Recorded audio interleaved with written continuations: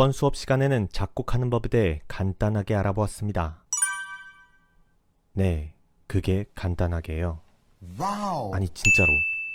아무튼 그림처럼 부정적인 생각을 갖고 있었던 학생들도 수업만 열심히 들었다면 생각이 많이 바뀌었을 것이라고 생각합니다.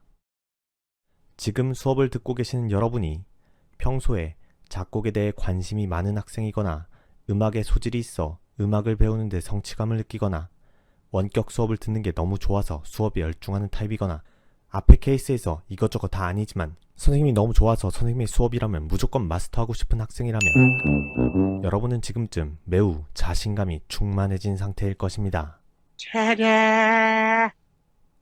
좀 과하군요. 아무튼 이제 여러분은 어느 정도 작곡에 발을 내딛게 되었습니다. 저번 시간에는 여러분의 자신감을 키워드리기 위해 순한 맛으로 진행했으니 오늘은 처음부터 매콤하게 고춧가루 팍팍 뿌리면서 시작해 보겠습니다. 자, 그럼 지금부터 본격적으로 시작해 봅시다. 음큐쌤과 음오아의 선생님들이 함께합니다. 재미있는 작곡 수업 제작 시작. 딴딴딴 따단딴딴딴 딴따단딴딴딴 참고로 오늘 수업은 노잼각의 음악티어 다이아급 학생들 대상 수업이니까 나머지 학생들은 조용히 선생님의 해설 플레이를 감상하도록 합시다. 일단 여러분이 제일 많이 틀렸을 것부터 짚고 넘어가 봅시다. 먼저 기본적으로 이거 세로로 쌓았죠. 그래, 뭐 한 번은 그럴 수 있어. 예시 보여줬잖아요. 근데 다음 문제에서 이렇게 해서 쌤한테 보내면 돼요? 안 돼요?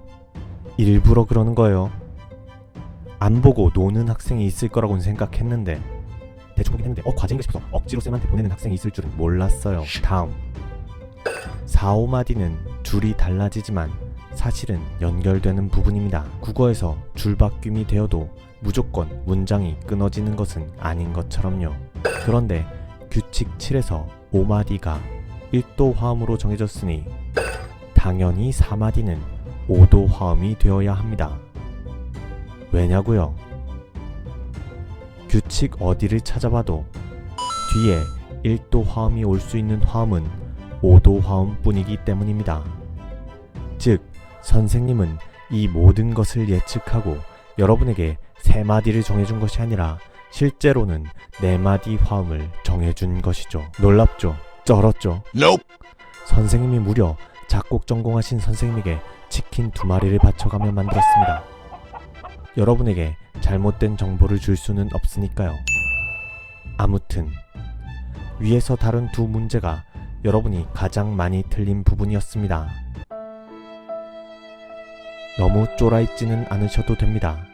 사실 저거 말고는 틀린 게 없었거든요. 아니, 틀릴 게 없었죠. 선생님이 완벽한 계산을 통해 만들어 놓은 문제이니 믿으셔도 좋습니다. 사실 저거 2개도 함정이었어요. Damn, son. 이론편에서 다룰 컨텐츠가 부족했거든요. 그럼 지난 시간에 대충 쉽게 넘어간 몇 가지를 아주 어렵게 꼬아서 설명한 뒤에 수업을 마치도록 합시다. 먼저 다장조입니다. 저번 시간에 선생님이 뭐라고 했었는지 기억하나요? 원래는 C가 도인 장조고 조표가 안 붙고 뭐 그렇게 어렵게 들어가야 하는데 네, 그래서 오늘은 C가 도인 장조고 조표가 안 붙고에 대해 알아보겠습니다. 먼저 음이름과 개이름에 대해 알아야 합니다. 사실 얘들도 파고들면 엄청 어려우니까 오늘은 손가락 정도만 담급시다. 우리가 아는 개이름은 사실 순서 같은 겁니다. 도 위에는 레가 있다. 레 위에는 미가 있다. 그래서 도 위에는 항상 레가 오고 레 위에는 항상 미가 있어야 합니다.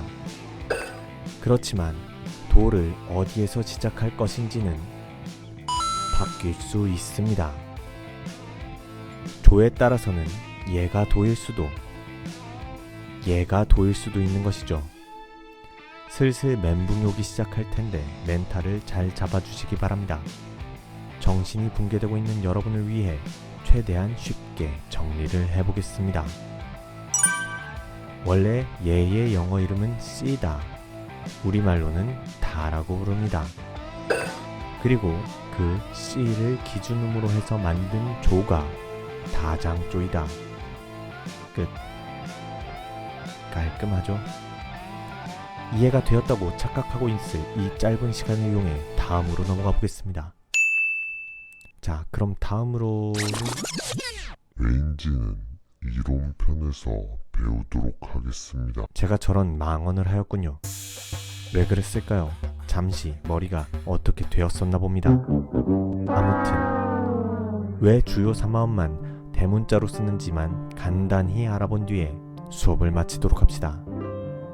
얘를 이해하려면 피아노 건반을 함께 보는 것이 좋습니다. 먼저 1도 화음 도미소를 보도록 합시다. 우리가 자세히 봐야 할 것은 개 이름의 간격입니다. 도미솔의 간격을 검은 건반까지 합쳐서 계산해 보면 도와 미는 사이에 도샵, 레샵의 3개의 음이 있고 미와 솔은 사이에 2개의 음이 있다는 것을 알 수 있습니다.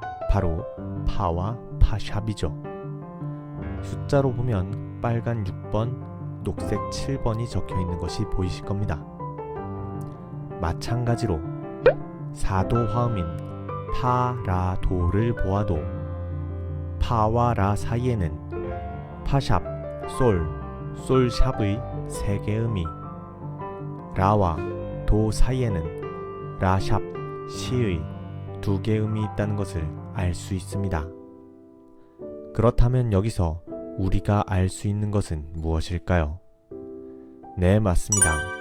화음을 구성하는 개 이름의 간격이 3칸, 2칸 순서가 되면 소리공학적으로 굉장히 안정적인 소리를 내고 우리는 이를 대문자로 표기한다는 것을 알 수 있습니다.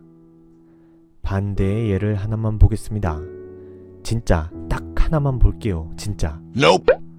2도 화음인 레파라를 보면 레와 파 사이에는 레샵, 미의 2개의 음밖에 보이질 않고 파와 라 사이에는 파샵, 솔, 솔샵의 3개의 음이 있다는 것을 알 수 있습니다. 아까랑은 반대죠. 그래서 얘네는 소문자로 쓰는 겁니다. 소리도 어둡고요. 자, 이제 이해가 되셨나요? 이해가 되셨다면 당신은 작곡 전공이거나 최상위 티어 학생일 것입니다. 아무튼 어려운 이야기를 최대한 쉽게 풀어보려 노력했습니다. 다음 시간에는 실전편으로 스마트폰 어플을 활용하여 작곡하는 법에 대해 간단하게, 아주 간단하게만 알아보도록 하겠습니다. 혹시나 문의가 있으시면 댓글이나 메일로 보내주시면 성심성의껏 알려드리겠습니다. 아무튼 입만 벌리면 거짓말이 자동으로 나와. 이렇게 수업을 끝까지 들어주셔서 정말 감사합니다.